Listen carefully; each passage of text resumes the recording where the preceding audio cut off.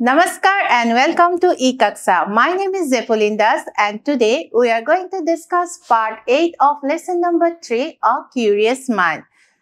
In today's session, we are going to learn some grammar through our activities. So without much delay, let's start with the activities. So activity number 11. Look at the picture and read the sentences given beside it. So as we can see, there is a picture and there are two sentences given beside the picture. Tumaloke bookot side of a sentence duta dekha paba. Ya duta sentence ase. Ahasun ami porhu. Sentence 1. Nikita is painting a scenery. As we can see in the picture, ya Nikita ekhon scenery ki kori ase? Painting kori ase. Sentence number 2, Orgo is standing near the painting. As we can see here, Orgo is standing near the scenery. So, Nikita aki ase, painting or usot thiyo hoy ase. Yar pisat amak yak ki koise swa. When we talk about action happening at the time of speaking, yat sitya kunu eta action কথাখিনি কৈ থকাৰ সময়ত চলি থাকে তেতিয়া কি কৈছে we use the present continuous tense so আমি কি ব্যৱহাৰ কৰো present continuous tense so তাৰ মানে এই পিকচাৰখন চোৱাচোন এই পিকচাৰখন বৰ্ণনা কৰিছে আৰু এই বৰ্ণনা কৰতে দেখা পাইছো যে নিকিতাই পেইন্টিংখন আঁকি আছে সেই সময়ত আঁকি থকা কামটো চলি আছে আৰু অৰ্গো হে পেইন্টিং খনৰ ওচৰত থিয় হৈ আছে তাৰমানে অৰ্গো থিয় হৈ থকা কামটো চলি আছে আৰু যেতিয়া দুটা কাম এই সেন্টেন্সটোত চলি থকা অৱস্থাত যেতিয়া ডেসক্ৰাইব কৰিছে তেতিয়া আমি কোনটো টেন্স ব্যৱহাৰ কৰো প্ৰেজেন্ট কন্টিনিউয়াস টেন্স ঠিক আছে সো আজি আমি কি হিকিম প্ৰেজেন্ট কন্টিনিউয়াস টেন্সৰ বিষয়ে আজি আমি হিকিম এতিয়া সোয়া এই সেন্টেন্স দুটা প্ৰেজেন্ট কন্টিনিউয়াস টেন্সত থকা বুলি আমি জানিব পাৰিছো ইয়াত ভাৰ্বটোনো আমাৰ কেনেকৈ প্ৰকাশ কৰিছে প্ৰেজেন্ট কন্টিনিউয়াস টেন্সত যদি আমি সেন্টেন্স এটা লিখিবলৈ যাও তাৰে ভাৰ্বটোনো আমি কেনেকৈ লিখিম ইয়াত সোয়া ইয়াত দুটা ভাৰ্ব আছে is আৰু painting দেখা পাইছানে আৰু ইয়াৰ আগৰ ক্লাছটোত মই তোমালোকক বি ভাৰ্বৰ বিষয়ে শিকাইছিলো আৰু অক্সিলাৰি ভাৰ্বৰ বিষয়ে কৈছিলো কি কৈছিলো অক্সিলাৰি ভাৰ্বছ বিলাক কি হয় হিহত হেল্পিং ভাৰ্ব হয় আৰু হিহতক অক্সিলাৰি বুলিও কোৱা হয় বি ভাৰ্ব বিলাক অক্সিলাৰিয়ে হয় কিন্তু বি ভাৰ্বৰ এটা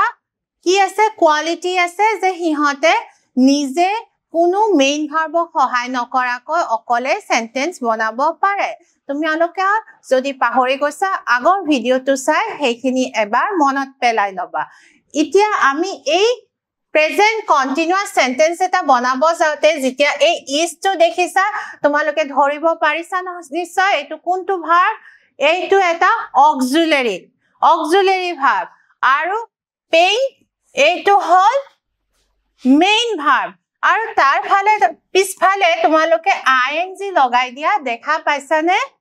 হয় আমি মেইন ভাৰ্বৰ পিছফালে এটা আইএনজি লগাই দিছো আৰু তাৰ পিছত আমি যেটো সেন্টেন্স পাইছো হেতু হৈছে প্ৰেজেন্ট কন্টিনিউয়াস টেন্সৰ এটা সেন্টেন্স সেকেন্ড সেন্টেন্সটোৰ গঠনটো স্ট্ৰাকচাৰটো লৈ মন কৰিবা একে ধৰণে আমি প্ৰেজেন্ট কন্টিনিউয়াস টেন্স ইয়াত বনাইছো So, is ase, is to hol eta auxiliary, stand to hol main verb, aru pisphale ami ing logaiso. Okay, tar mane ami ki buzilu, ami eta present continuous tense or bakyo kenekoi likhim.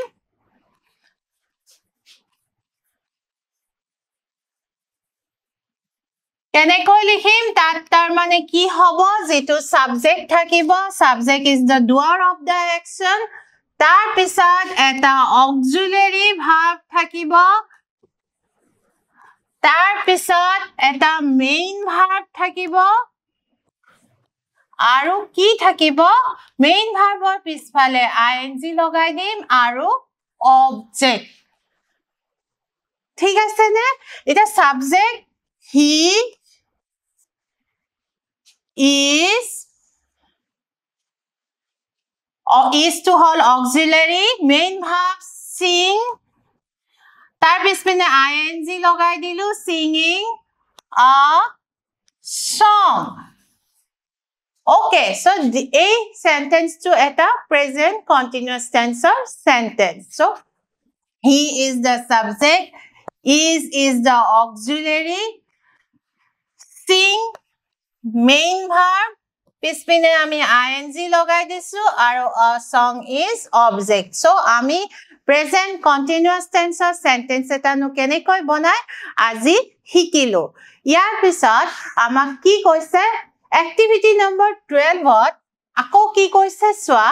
now read the following sentences itia ako duta sentence dise ako ei sentence duta pohiboloi koise ki koise swa sentence number 1 Nikita has drawn a scenery. Sentence number 2, Meera has entered the room. Yat, tar pisat ako ki koise swa, when we talk about actions that have just happened. Ei matro jodi kuno eta action, kuno eta kam, ei matro kora hoy. Tetia ami কি tense ব্যবহার করো we use present perfect tense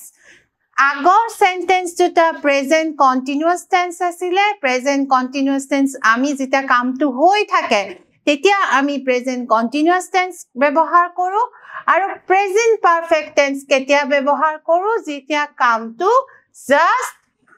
এই মাত্ৰ শেষ হয় Nikita has drawn a scenery. Ei matro jitia Nikita scenery eta aki hek korile tetia ami Nikita has drawn a scenery buli koisu. Itia ami ki pohiboloi goi asu present perfect tense. এতিয়া যদি লক্ষ্য কৰা present perfect টেন্সৰ আমি সেন্টেন্সৰ স্ট্ৰাকচাৰটো কি দিছো সোৱা ইয়াত এটা has দিছো তাৰ পিছত drawn লিখিছো drawn to hall main verb আৰু has to হল অক্সিলাৰি ইয়াতো সেম দেখা পাইছানে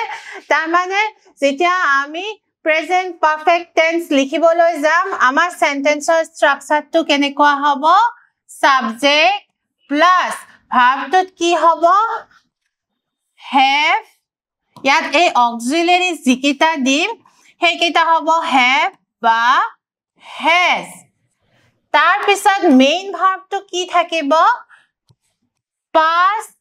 participle of main verb aro ki hobo object Suppose he has written a letter. A sentence to loi mon kora. He subject have ba has thakibo has disu right to hol main verb. Tare past participle right wrote aro tar past participle to hol written so ami past participle form to yat ব্যবহার কৰিছো tar pisat eya a letter to hol object so yat past participle form of verb disu main verb aru yate etu auxiliary ami disu yat kontu auxiliary hobo have ba has ei duta fix ketia have hoy jitia I ba we hoy I a subject to jodi I ba we hoy tetia ami ki ব্যবহার করিম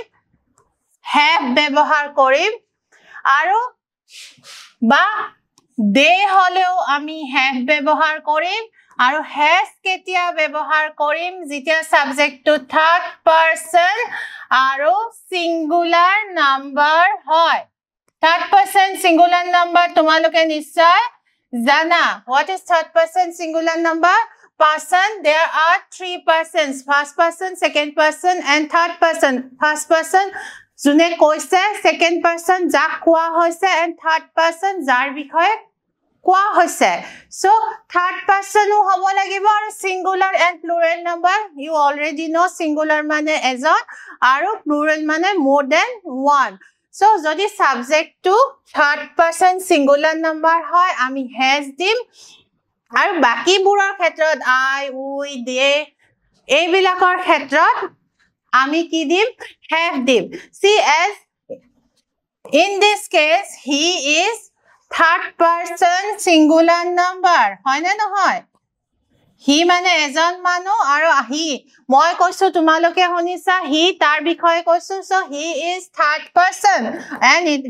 he is also singular number so আমি ইয়াতে has ব্যৱহাৰ কৰিছো ইয়াৰ hero হলনি যদি মই ইয়াত I লিখিলো হয় তেনেহলে hasৰ হলনি মই have ব্যৱহাৰ কৰিলো হয় so আমি present perfect tenseৰ বিষয়ে গম পালো আমি গম পালো present perfect tense কেতিয়া ব্যৱহাৰ হয় যেতিয়া কোনো এটা কাম এইমাত্ৰ শেষ হয় আমি কেনেকৈ present perfectৰ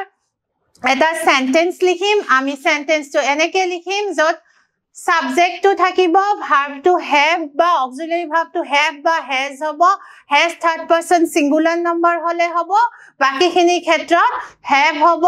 আৰু verbৰ past participle form টো ব্যৱহাৰ হ'ব that means the third form আমি verbৰ তিনিটা ৰূপ জানো present past আৰু past participle যেনেকৈ do did done go went gone so এই তিনিটা আমাৰ কি আছে verbৰ তিনিটা ৰূপ হয় গতিকে আমাৰ এই থাৰ্ড যেটো ফৰ্ম হেতু আমি ব্যৱহাৰ কৰিব লাগিব so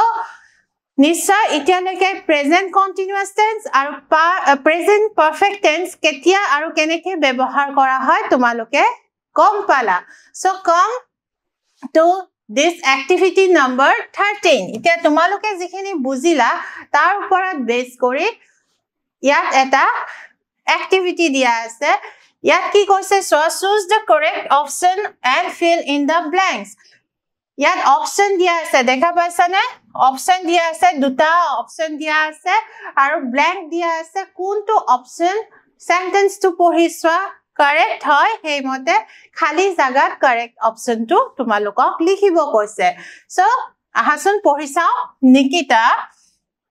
has come is coming to Mira's house Mira and Nikita dash have watched are watching TV now. They dash have eaten are eating snacks while watching TV. So yat jiman kita option dise he option kita either present perfect or present continuous so sentence to pohi come to ei matro hol ne come to soli ase hetur upor base kori tumaloke blankot likhibo lage so Nikita has come to Mira's house Nikita Mirar horoloi ahile ei matro come to hol Mira and Nikita are watching TV now dise nohoy he karone ei homot kam to je soli ase ami gom paisu ei karone present continuous disu